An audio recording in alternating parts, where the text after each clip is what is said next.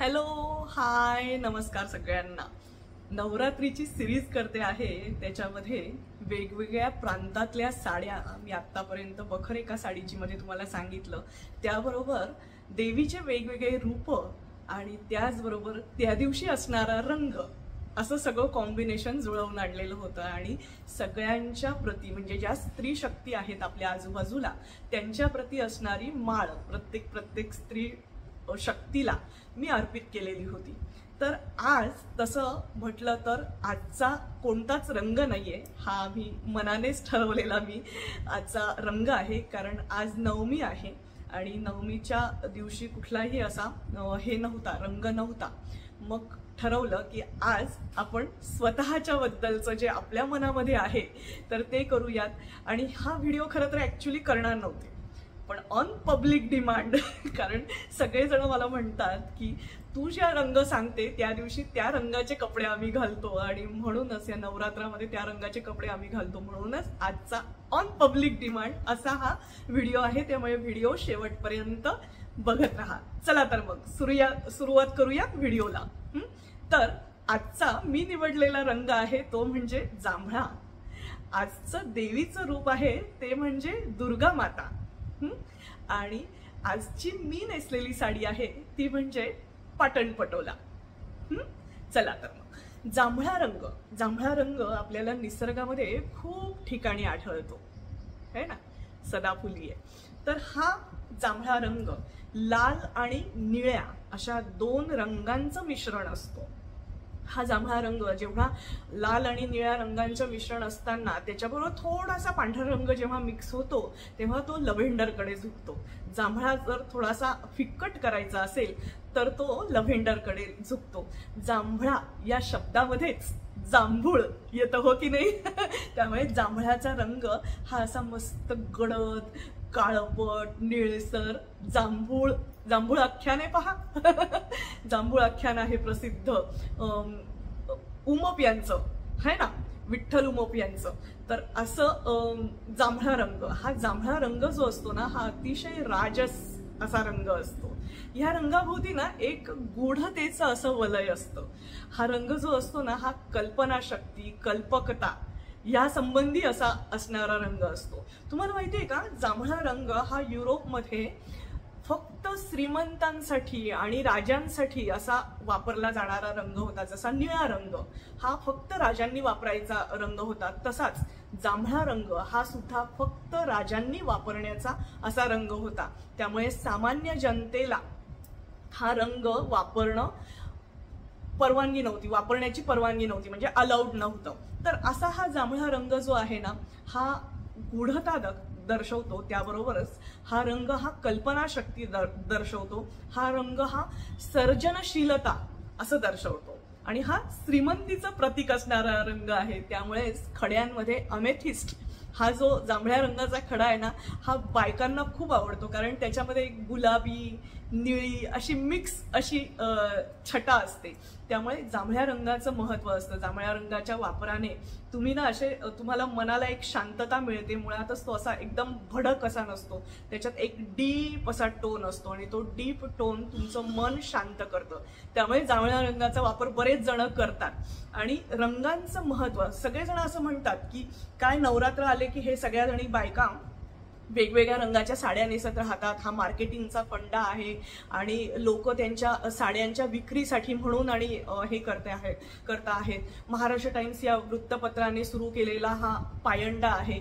हे सगळं खरं असलं तरीही मला एक गोष्ट सांगा, वेगवेगळ्या रंगांच्या वापराने तुमच्या विचारशक्तीवरती आणि तुमच्या मनावरती तुमच्यावरती त्या रंगांचा परिणाम होतो आणि त्यामुळे ते वेगवेगळे रंग हे आपल्या आयुष्यामध्ये असले पाहिजे। तुम्हाला माहितीये का, प्राण्यांना फक्त काळं आणि पांढरं असं जग दिसत असतं आणि आपण माणसं जे आहोत ना तर आपल्याला सगळं आयुष्य हे असं मस्त रंगीत दिसत असतं। वेगवेगळे रंग आपल्याला निसर्गामध्ये दिसत असतात। तुम्हाला दिसतंय माझ्या मागचा आमचा जो पडदा आहे हा पण जांभळ्या रंगाचा आहे। तर जांभळा रंग हा आपल्याला निसर्गामध्ये खूप ठिकाणी दिसत असतो।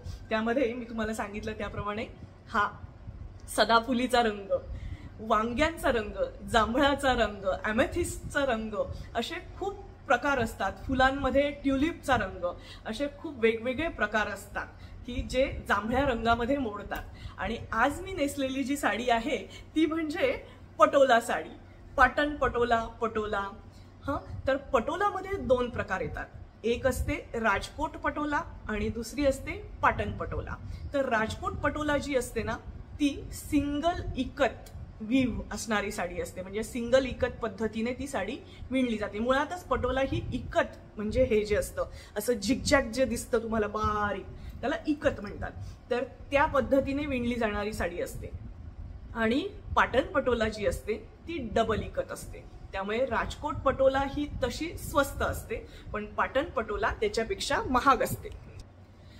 तर ह्या साडीची खासियत काय आहे माहिती का? ही साडी पहिल्यांदा म्हणजे हे जे धागे असतात साडीचे ते पहिल्यांदा रंगवले जातात आणि मग त्या म्हणजे गाठी बांधून बांधून तो रंग असा मोकळा ठेवला जातो आणि मग ते पूर्ण धागे हे डिझाईन नुसार लावले जातात आणि त्यानंतर ते लूमवरती लावले जातात आणि मग साडी विणली जाते. त्यामुळे ही साडी कमीत कमी 6 महिने लागतात या साडीला आणि जास्तीत जास्त 3 वर्षापर्यंत या साडीचं विणकाम हे चाललेलं असतं. आणि इतकं इंट्रिकेट असं विणकाम असल्यामुळे ही साडी खूप महाग असते. तरीही राजकोट पटोला ही सिंगल इकत असल्याने ती साडी त्या मानाने लवकर होते. पण जी पाटण पटोला मी तुम्हाला सांगितली आहे तर ती पाटण पटोला मात्र डबल इकत असल्याने त्या साडीला खूप वेळ लागतो आणि त्यामध्ये ह्या सगळ्या रंगांचं असं मिश्रण असतं. मुळातच पाटण पटोला असो नाही तर राजकोट पटोला असो, ह्या प्युअर सिल्कमध्ये बनणाऱ्या साड्या आहेत, त्यामुळे ह्या अतिशय महाग अशा साड्या असतात. आणि या साड्यांचा इतिहास हा जवळपास 800 ते 1000 वर्ष जुना आहे. मी एक व्हिडिओ केला होता, तर तो म्हणजे राणी की वाव हा पाटण भागातला व्हिडिओ होता. तिथे राणीने बांधलेली राजांच्या स्मृतिप्रित्यर्थ अशी विहीर होती.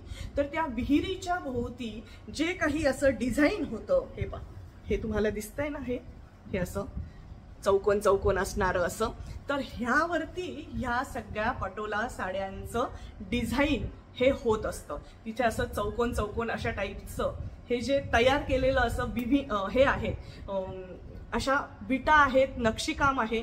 तर त्या पद्धतीने हे विणकाम असतं, ते डिझाईन हे ठरलेलं असतं, त्या पद्धतीने ते विणलं जातं.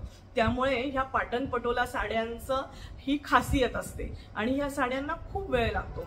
मुळातच तिथले जे राजे होते कुमारपाल म्हणून 700-800 वर्षांपूर्वी चालुक्य साम्राज्याचे सोळंकी हे जे राजे होते कुमारपाल, तर ह्यांचं असं खासियत होती की ह्यांना रोज देवाच्या पूजेसाठी नवीन वस्त्र लागायचं आणि म्हणून राजांनी जालन्याहून साळवी म्हणून जे विणकर होते, जवळपास 300 विणकर त्यांनी आणून आणि तिथे पाटणमध्ये बसवले. आणि अशा पद्धतीने जालन्याहून आलेले जे विणकर आहेत, पहा बरं, महाराष्ट्रातली समृद्ध परंपरा विणकरांची, कोष्टींची किती समृद्ध ही परंपरा आहे महाराष्ट्रामध्ये. तर जालन्याहून हे विणकर आणून राजांनी बसवले जवळपास त्या ह्याच्यापूर्वी म्हणजे 800 वर्षांपूर्वी. आणि मग त्यांच्याकडनं ह्या सगळी ही जी कला आहे, म्हणजे आजूबाजूचं मुळात कसं असतं माहिती का, कुठल्याही साडीचं विविंग जे असतं ना, किंवा कुठल्याही साडीची जी कल्पना शक्ती असते तर ती आजूबाजूच्या निसर्गावरती असते. तर त्यामुळे ती जी राणी की वाव, ती जी इकत शैली जी आहे ती त्या विणकरांनी उचलली आणि तेव्हापासून मग ही जी इकत जी शैली आहे साडीमधली तर ती पटोला साड्यांमध्ये आली. तर अशा पद्धतीने त्याला कुंजमोर, हत्ती, बालिका असे वेगवेगळे हे आहेत, त्याच्या प्रकार आहेत वेगवेगळे. ते मी तुम्हाला एकदा नक्की सांगेल, कारण ओरिजिनल पटोला सुद्धा मी तुम्हाला दाखवेल. आम्ही त्या साळवींच्या म्युझियममध्ये गेलो होतो, त्यांनी म्युझियम पण केलेलं आहे पटोला साड्यांचं आणि त्या साड्यांचा त्यांचा व्यवसाय तर आहेतच. आता पूर्वी जेवढे 300 कारागीर नेलेले होते तेवढे लोक राहिलेले नाहीयेत, कारण मुळातच या सगळ्या व्यवसायाला इतकी म्हणजे महाग असल्यामुळे आणि त्याच्यामध्ये पैसा, श्रम हे बऱ्यापैकी इन्व्हॉल्व असल्यामुळे ही पिढी हळूहळू दुसऱ्या व्यवसायांकडे वळलेली आहे. पण काही जण आहेत, म्हणजे त्यातलं हे जे साळवींचं जे घराणं आहे तर ते मात्र 300 वर्षांपासून विणकर आहेत आणि ते विणकामाचं काम करतात आणि त्यांच्याकडे जवळपास 300 वर्षापूर्वीच्या अशा साड्या त्यांनी अजूनही तिथे त्या म्युझियम मध्ये लावलेले आहे. अजून एक गंमत सांगते बरं का, त्यांच्या म्युझियमचं तिकीट 10 रुपये होतं आणि ते म्युझियम आम्ही पूर्णपणे बघितलं आणि त्यानंतर तुम्ही जर काही खरेदी केली तर तुम्हाला ते 10 रुपये जे ते घेतलेले असतात तर ते परत देतात, म्हणजे ते तिकीट जे असतं ते परत देतात. मला हे फारच विशेष वाटलं बरं का. म्हणजे जर तुम्ही असं फुकटेपणा पण बरेच जण करतात ना, की नुसतं बघतात आणि सोडून देतात. तुम्ही जर खरंच या बाबतीत सिरियसली असाल तर ते तुम्हाला तुमचे 10 रुपये सुद्धा परत देतात. तर ही एक गंमत वाटली मला ह्या सगळ्या ह्याच्यातनं. तर असं ते साळवींचं ते म्युझियम आहे आणि अशी ही पाटण पटोला साडी आहे. तर पाटण पटोला ही साडी म्हणजे म्हणतात ना, काही गोष्टी या एकदम नेहमीच अशा टवटवीत असतात या सदाफुलीच्या फुलासारख्या. तर तशीच ही सदाबहार अशी साडी आहे, अतिशय महाग आहे. तर आजच्या ह्याच्यामध्ये तुम्ही बघितलं असेल तर नीता अंबानी ही साडी नेसतात, नीता अंबानी, आणि त्यांच्या मुलाच्या लग्नामध्ये वगैरे अशी त्यांनी ती साडी नेसलेली आहे. तर आपण ही ड्यूप आहे ना याच्यावरती समाधान मानूयात, कारण ही साडी खूप सुंदर दिसते, ग्रेसफुल दिसते आणि छान कलरफुल असते. आणि सध्या हा सगळा जो नवरात्राचा हे चाललेला आहे, हे जे चैतन्य आहे, ही जी ऊर्जा आहे, तर ही सगळी ऊर्जा जी आहे ना, तर माझ्या सगळ्या मैत्रिणी ज्या कोणी बघत असतील तर ही ऊर्जा, आजची माळ जी आहे ती आपण ह्या सगळ्या मैत्रिणींना समर्पित करूयात. रोजची माळ मी वेगवेगळ्या व्यक्तींना समर्पित केली. तर ज्या कोणी हा व्हिडिओ बघत असतील तर माझ्या अशा खास मैत्रिणी, मी आज घातलेलं पण माझ्या मैत्रिणींनी दिलेलं गळ्यातलं कानातलं आहे. सुवर्णा आणि म्हणजे सावी, आमची लाडकी सावी, आणि शिवली म्हणजे वैशाली जमादार यांनी दिलेलं हे आहे गळ्यातलं कानातलं बांगड्या. तर असं जेव्हा तुम्ही कधी उदास होतात तर मैत्रिणींच्या साथीने ही सगळी जी उदासी जी असते, मरगळ जी असते ती दूर होते. कारण बोलल्याने गोष्टी जरा मन मोकळं होतं आणि मुलींना बोललं की जरा बरं वाटतं. तर असंच कधीतरी जेव्हा असं वाटतं, म्हणजे मला पण कधी कधी असं होतं की आपण हे सगळं का करतोय असं जेव्हा फील येतो, तेव्हा मैत्रिणी म्हणते तू करते ते छान करते आणि हे असंच चालू दे. जेव्हा माझ्या मैत्रिणी मला भेटतात आणि सांगतात की तुझ्या सांगितलेल्या साडीनुसार आज आम्ही साडी नेसलेली त्या रंगाची, त्यामुळे एक तरी मैत्रीण आपल्या आयुष्यात असावी, जशी मैत्रीण ही तुम्हाला समजून घेते, साथ देते, तसं वेळ आली तर 2 धपाटे पण घालते, कानपिचक्या पण देते. त्यामुळे मैत्रिणीची गरज ही प्रत्येकाला असतेच. आजचं देवीचं रूप आहे ते म्हणजे दुर्गा मातेचं. आमची जी देवी आहे, म्हणजे क्षीरसागरांची जी देवी आहे ती यमाई आहे, औंधची म्हणजेच रेणुका माऊली. पण आजचं देवीचं रूप आपण दुर्गा मातेचं समजूयात.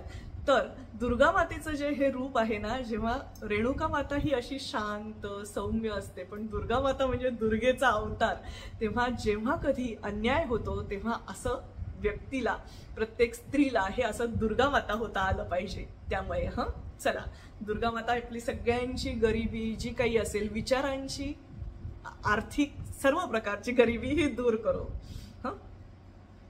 दुर्गे स्मृता हरिसी भीतिं अशेष जंतो स्वस्थै स्मृता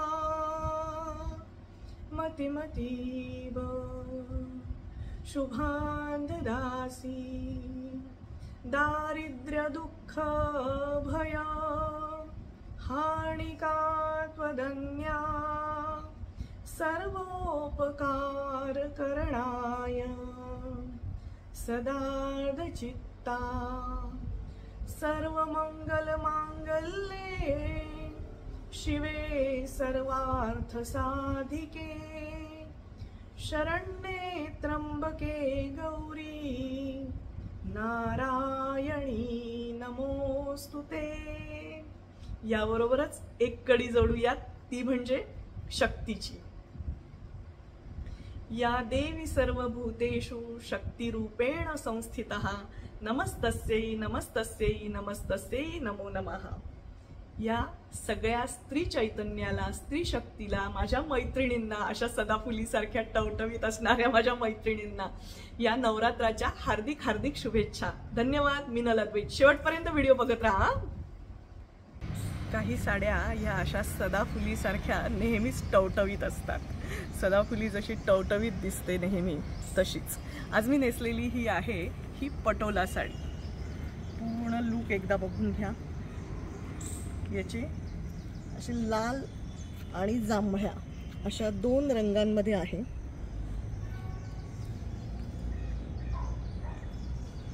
ही ड्यूप आहे, त्यामुळे हे पहा धागे असे ह्या बाजूने दिसतात, कारण ती फर्स्ट कॉपी आहे पटोलाची। आणि त्याच्यावरती मैत्रिणींनी दिलेलं कानातलं गळ्यातल्याचा सेट, मॅचिंग जांभळी टिकली, तसंच जांभळं ब्रेसलेट आणि बांगड्या, तोडे, मोत्यांचे तोडे, आणि हे फुग्यांचं असं ब्लाऊज आहे पहा, त्याच्यावरचंच ब्लाऊज आहे आणि त्याची बॅकची डिझाईन बघा। असे हे कस्टमाइज केलेलं होतं मी, तर एकदा पूर्ण लुक बघून घ्या। अशी चौकट चौकट तुम्हाला दिसत असेल सगळी, पूर्ण बारीक बारीक बारीक अशी जांभळ्या आणि रेड अशा कॉम्बिनेशनमध्ये आणि थोडंसं व्हाईट अशा कॉम्बिनेशनमध्ये पूर्ण साडी आहे ही। तर हा असा लुक पटोलाचा आज केलेला आहे। सेमी आहे, ही सेमी पटोला आहे, त्यामुळे फक्त पटोला साडीची माहिती द्यायची होती म्हणून हा लुक केलेला आहे। तुम्हाला ह्या असं सदाफुलीसारखं टवटवीत नेहमी तुम्ही राहा आणि सदाफुलीसारख्या छान आनंदी हसऱ्या राहा, हीच आजच्या दिवशी प्रार्थना। मिनल अद्वैत चॅनलला लाईक करा, शेअर करा, सबस्क्राईब करा आणि हो बेल आयकॉनवरती क्लिक करा, जेणेकरून तुम्हाला अशाच नवनवीन व्हिडिओजचे नोटिफिकेशन येत राहतील। Thank you so much, have a good day. Minal Advait.